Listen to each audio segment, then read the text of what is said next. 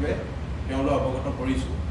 ইয়াৰ মূল কথাটো হৈছে যে নিৰ্বাচনৰ সময় একেবাৰে নিকট সময় হৈ পৰিছে। নিৰ্বাচনৰ লোকসভা নিৰ্বাচনলৈ আৰু বেছি দিন নাই, কিন্তু এতিয়ালৈকে আমি বিৰোধী ঐক্য মঞ্চৰ ফালৰ পৰা বা ৰাষ্ট্ৰীয় প্ৰেক্ষাপটত ইণ্ডিয়া এলায়েন্সৰ ফালৰ পৰাও কিন্তু প্ৰাৰ্থীসমূহ এতিয়ালৈকে ঘোষণা কৰা হোৱা নাই বা এই প্ৰক্ৰিয়াটো পলম হৈ গৈছে।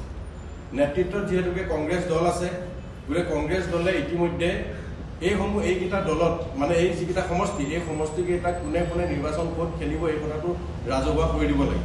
আমি আম আদমি পাৰ্টীয়ে যোৱাকালি পত্ৰখন দিয়াৰ পিছত কিছু প্ৰতিক্ৰিয়া সংবাদ মাধ্যমৰ যোগেও দেখিবলৈ পাইছোঁ।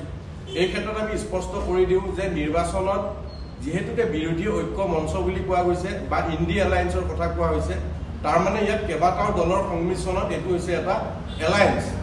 এলায়েন্স হ'ব লাগিলে এলায়েন্সৰ যিগৰাকী প্ৰাৰ্থী হয় তাৰ বিপৰীতে আন কেইটা যি দল থাকে এই দলকেইটাৰ ভোট কিন্তু সেই প্ৰাৰ্থীগৰাকীৰ প্ৰতি আহিব লাগিব। সময় যিহেতুকে কম সময়ৰ ভিতৰত যদি এনেদৰে প্ৰাৰ্থী ঘোষণা কৰা হয়, তেতিয়াহ'লে যি ভোট ট্ৰেন্সফাৰ হ'ব লাগে অন্য দলসমূহৰ পৰা সেই প্ৰাৰ্থীগৰাকীলৈ উমৈহতীয়া প্ৰাৰ্থীগৰাকীলৈ যি ভোট আহিব লাগে, তেওঁৰ যদি ৰাইজৰ মাজত বা অন্যান্য দলৰ কৰ্মীসকলৰ সৈতে যদি তেওঁৰ যদি মত বিনিময় নহয়, তেওঁলোকৰ লগত যদি বুজাপৰা নহয়, তেতিয়াহ'লে এই ভোটটো সেই প্ৰাৰ্থীগৰাকীৰ প্ৰতি ট্ৰেন্সফাৰ হোৱাটোৰ ক্ষেত্ৰত যথেষ্টখিনি প্ৰেক্টিকেলি অসুবিধা থাকে।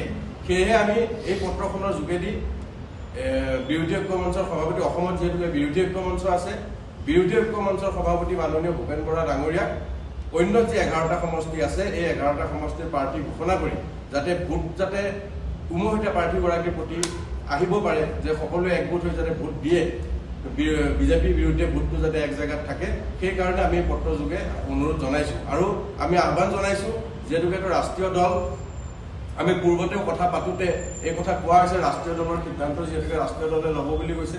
আমি লোকসভা নিৰ্বাচনৰ অসম প্ৰেক্ষাপটত আমাৰ ৰাষ্ট্ৰীয় নেতৃত্বক যেতিয়া অৱগত কৰিলোঁ, তেওঁলোকে 3টা সমষ্টিত আমাৰ প্ৰাৰ্থী ঘোষণা কৰিছে। গতিকে পৰৱৰ্তী এই আটাইকেইটাতে আমি আম আদমি পাৰ্টীয়ে যিকেইটা বাকী থাকিল এই 11টাত আমি তেওঁলোকৰ প্ৰতি সহযোগ আগবঢ়াম, কিন্তু প্ৰাৰ্থী সোনকালে ঘোষণা কৰিব লাগে। বিজেপিৰ বিৰুদ্ধে যুঁজখন দিয়াত কিন্তু আমি ফিল্ডত এতিয়ালৈকে কিন্তু আমি অন্যান্য দলসমূহৰ বা কংগ্ৰেছৰে প্ৰাৰ্থী কিন্তু তৎপৰতা আমি দেখা নাই। কিন্তু আমি আম আদমি পাৰ্টীয়ে দেখিছোঁ যে বিজেপিৰ বিৰুদ্ধে যুঁজিব লাগিলে সাংগঠনিক তৎপৰতা লাগিব, ৰাইজৰ মাজলৈ যাব লাগিব। সেয়েহে এই 3টা সমষ্টিত আমি কাম কৰিবলৈ আৰম্ভ কৰিছোঁ।